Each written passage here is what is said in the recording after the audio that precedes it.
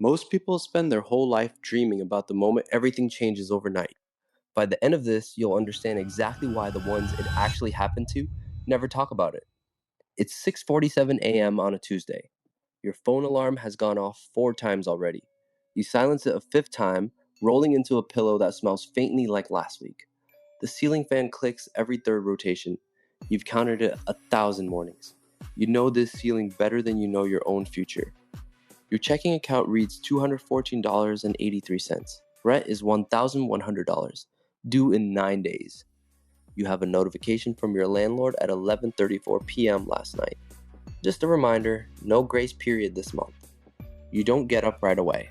You lie there in the specific stillness of someone calculating how bad it already is. Your laptop fan kicks on from the desk even though the lid is closed. It's been doing that for a month. You finally sit up. Coffee goes in the microwave. Not a Keurig, the microwave. You stand in your kitchen in yesterday's t-shirt, watching 30 seconds tick down. Your name is on a utilities account, a lease, and a $34,000 student loan. That is the entire footprint of your existence on paper. No assets, no equity, no one who would notice if you disappeared for 3 days. The coffee tastes burnt. You drink it anyway. Then your phone lights up with an email. The subject line reads, "Urgent legal matter, estate of Harold R. Voss."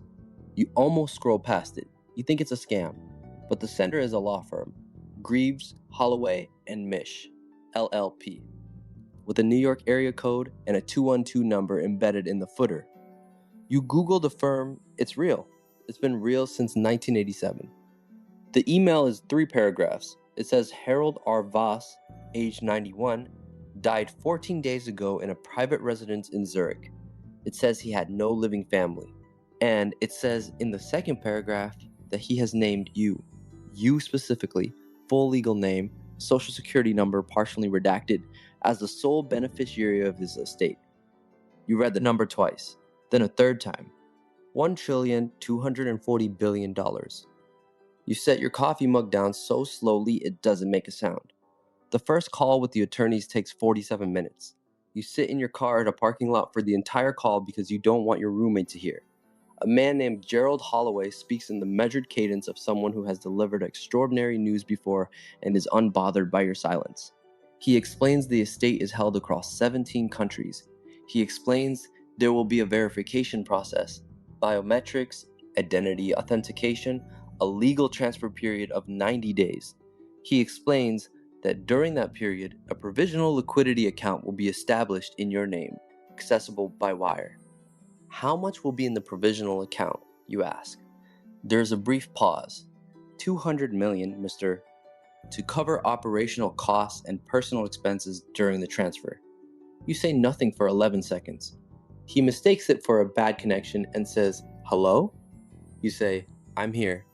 You drive home. You sit in the parking lot of your apartment complex for another 20 minutes. The sky is white and overcast and completely meaningless. You don't tell your roommate. You don't tell anyone. You go to bed at 8:30 p.m. and stare at the ceiling fan clicking on its 3rd rotation for a very long time. 12 days later, the provisional wire clears. You are sitting in a Chase branch in Midtown Manhattan, across from a private banker named Courtney, who does not blink when you show her the confirmation number. She excuses herself for 4 minutes. She comes back with a different person, older, no name tag. By the end of the afternoon, you have a private banking relationship, a black card with no preset limit, and a direct line to a wealth management team. You walk out into Midtown at 4:15 p.m. on a Thursday. The city sounds exactly the same as it did that morning, but something about the sidewalk feels different under your feet. You check into a hotel that night instead of going back to your apartment. The Four Seasons on 57th. You order room service at 11 p.m. and eat a $68 burger sitting on a bed that costs more per night than your monthly rent. The burger is incredible.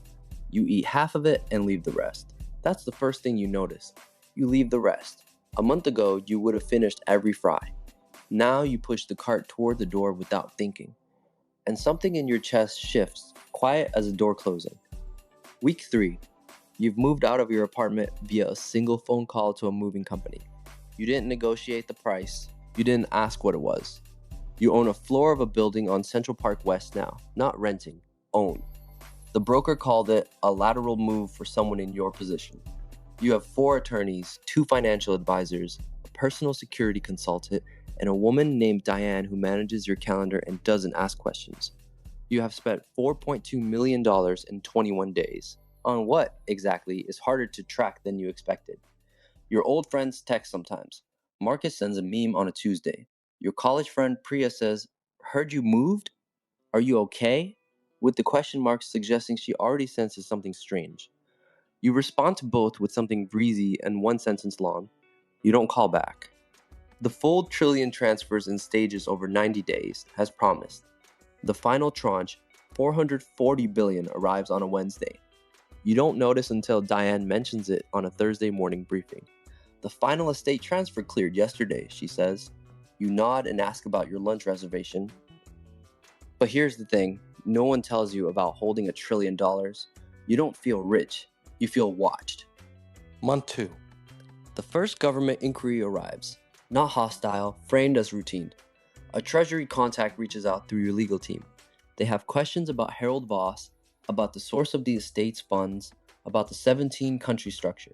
Your attorney, Gerald, says it's standard. He says standard 3 times in one call, and you notice each one. You hire a second law firm, specifically for regulatory exposure.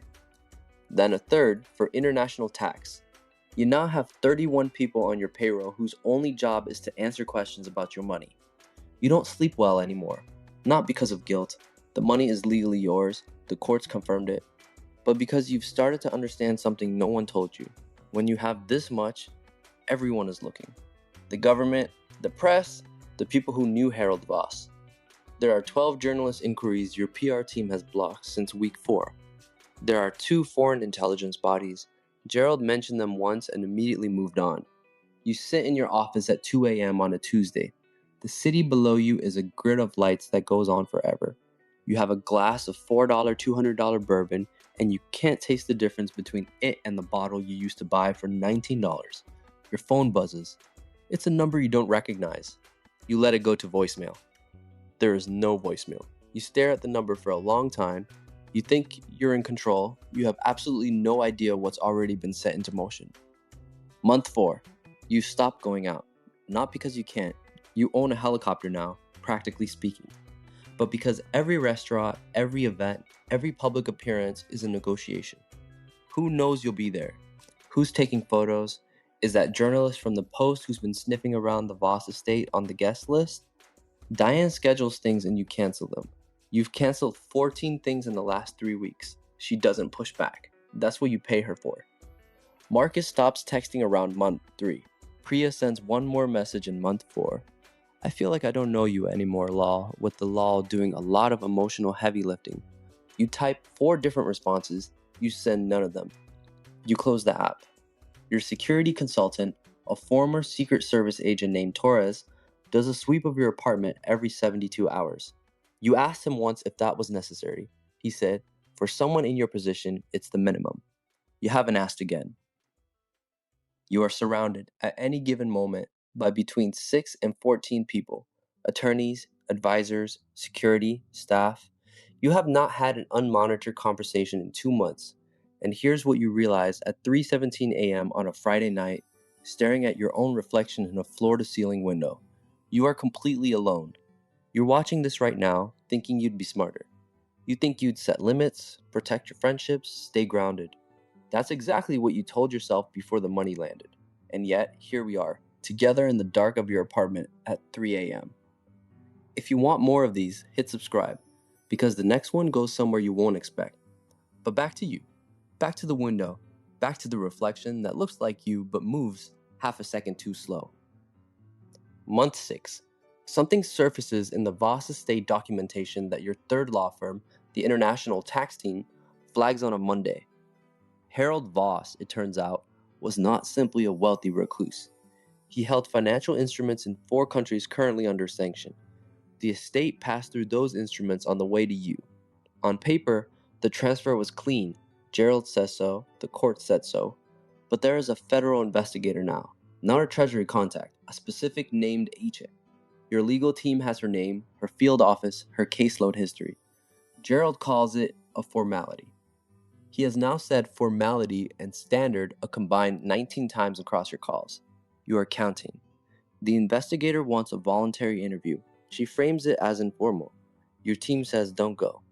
She sends a second request. Your team says don't go.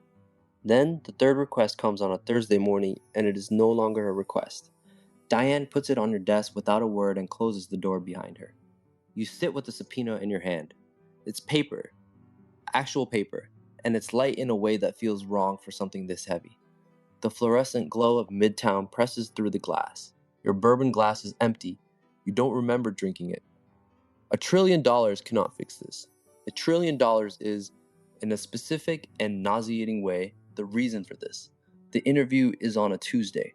You sit across from Agent Renata Vega in a room that has no windows. She is 43, has a coffee from a bodega, and takes no notes on paper, only types. Her questions are quiet and specific. She asks about Harold Voss's activities between 2009 and 2014. You say you never met Harold Voss. This is true. She nods, like she already knew you'd say that. She asks how he knew your name. She asked how he had your social security number before you'd ever filed for anything that would have given it to him. She asked these questions gently, with the patience of someone who has already been waiting for months. You answer everything through your attorney. The attorney speaks more than you do, but Agent Vega keeps looking at you, not him, like the answers she's looking for are in the language. You leave after 2 hours and 40 minutes. The sunlight outside is brutal and white. Torres is waiting by the car. He opens the door and you get in, and the door closes and the city disappears behind tinted glass. You look at your phone.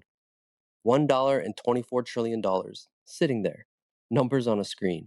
You can't spend it fast enough to outrun what's coming. You know that now. The number doesn't comfort you. It just stares back. Year 2. The legal proceedings are not a trial, not yet, maybe not ever. But the asset freeze on a portion of the estate, 340 billion, held pending investigation, is real. It happened on a Friday afternoon without drama.